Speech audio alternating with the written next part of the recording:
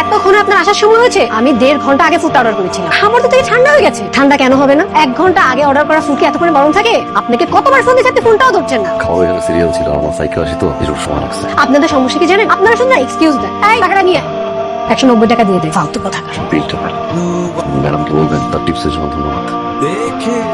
Hello Rafi, হঠাৎ করে না শর্মি আর শর্মি জামাই চলে আসছে বাসায়, কিন্তু কোনো বাজার নেই। যদি বাজার করে নিয়ে আসতে পারবি বাবা? চিন্তা করো না আম্মা।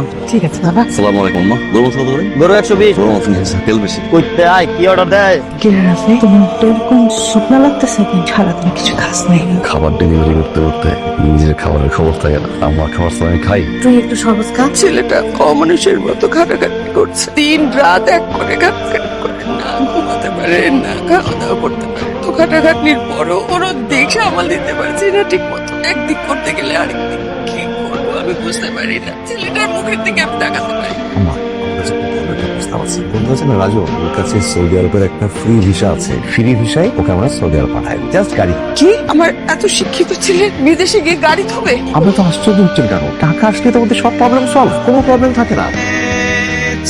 আম্বার দেখে দেখো শুধু নিজের জব এত কান্নাকাটি কিছু, মনে হচ্ছে ওই প্রথম বিদেশ যাচ্ছে, আগে কেউ যাইনি। চলো এয়ারপোর্ট যাই, তোমার সাথে আমার কিছু কথা আছে। চলো ভাই চলো।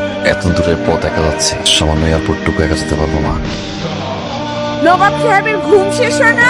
বাবা বাবা, সমস্যা কি তোমার? মা হাতে একদম সময় নাই, নাস্তা করতে পারবো না। বাস থেকে নাস্তা করবো মা। আচ্ছা এই এতগুলো নাস্তা যে সকাল সকালে আমি উঠে বানালাম, কার জন্য বানালাম? তুই খাবি না তো আমি বসে বসে খাবো? তোর কি ইচ্ছে করে না যে আমি একটু শান্তিতে থাকি? আম্মু আসি, সরি দেরি হয়ে গেল। তোমার একটা কথা বলবো, তোমাকে এদিকে আসো।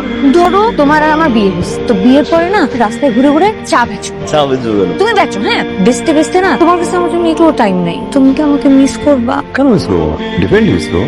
সত্যি মিস করবো?